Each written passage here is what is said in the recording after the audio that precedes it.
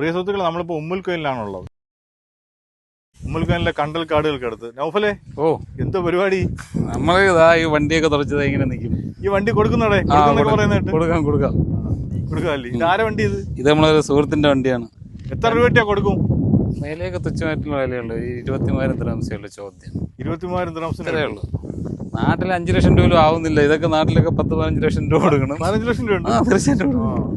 ഇത് 2016 മോഡലാണ്. വണ്ടി കൊള്ളാമല്ലോ, സൂപ്പർ വണ്ടി. സംഭവം ഫുൾ ഓപ്ഷൻ ആണ്. അകത്തൊക്കെ കാണാനല്ലേ? അതാ നോക്കി, ഫുൾ ഓപ്ഷൻ.